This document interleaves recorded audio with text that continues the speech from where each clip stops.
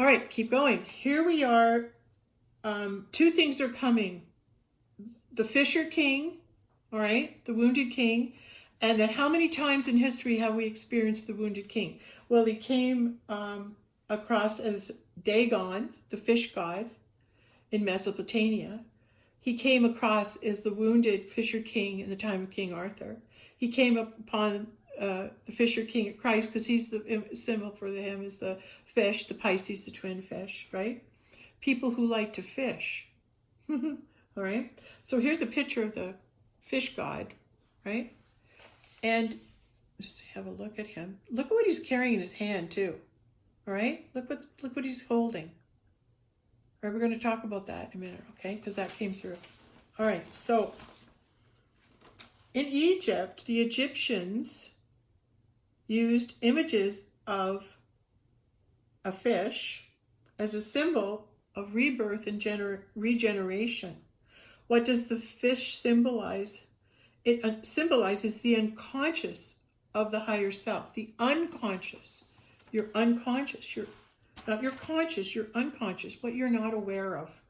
The unconscious of the higher self, feelings and motives. So that fish represents what you're not aware of. You're just not aware of. You haven't got the thought or the dawn upon or the knowing of it yet. You just can't see it. It's also a metaphor for deeper awareness in the intelligence and thought process. All right? So it's the process of moving out of unconsciousness to consciousness. How do we bring consciousness where there's no consciousness? If you don't have the conscious awareness of it, you don't have it. If someone's telling you to go get something and you don't have the conscious awareness not to, you'll go do it. But if you have a conscious awareness that says, no, that's not for me, and you listen to it, right? You're being guided. You have the conscious awareness. That's not a good thing. You don't have to have someone tell you. You already know it, right? When you know, you know. So here's this Fisher King, okay?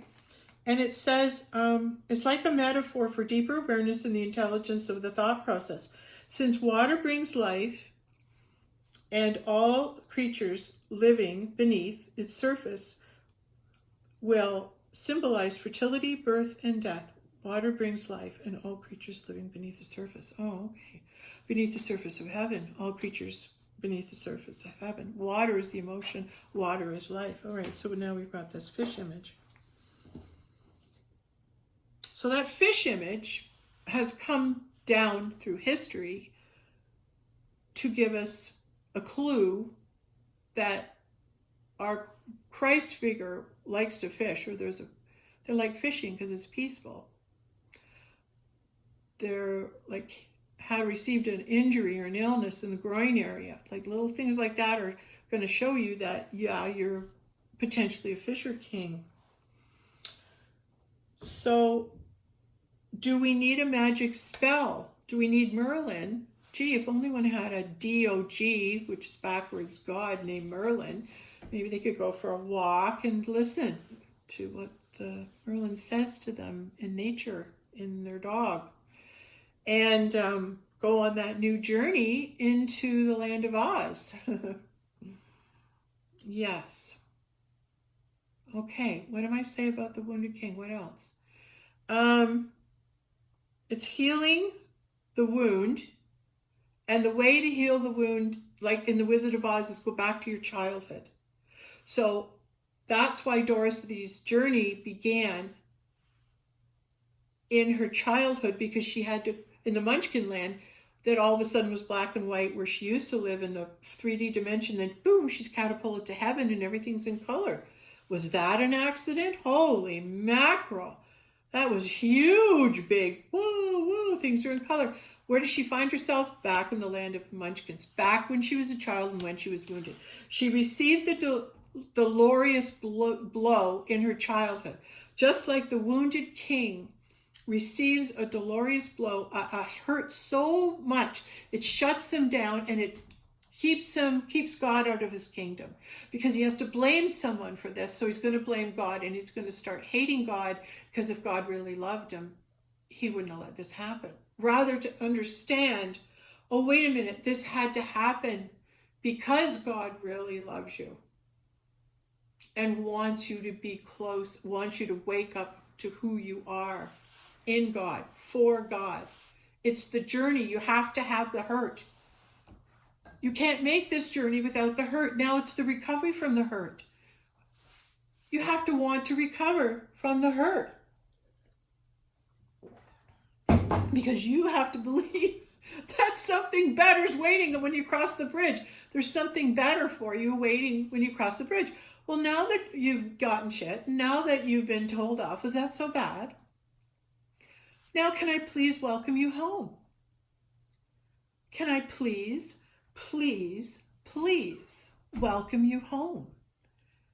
Because you've done the job. It's time to rest, right? To die to who it is that you have been for so long so that you can be reborn, have a rebirth into something better, into heaven. What does your heaven look like, Alex? What do you want? Your words right back at you. What do you want? What is it that you could create in your mind that would be that good that you would get up, brush off your knees, pick up your sword, shield it, get on your horse and go, the battle's over. I've done it. I can go home. I can reap the spoils of my rewards. I can receive the reward which I've fought so long for. But if you don't think you're worthy for that a reward, you're not going to come home. You're not going to want to have that reward. Well, now that you've gotten heck, like I said, and now it's like it's safe to come home. I'm not mad at you. Glad you're home. Let's get this show on the road. All right? Because it's time to close the gates, because all hell's going to break loose here, and you've left it to the last minute, and now we got to go. Okay? I don't want to stick around for this. It's time to go. Would you get on board? I hope that really works. I hope that really helps. Okay, now I'm hearing that's it. Okay, next thought.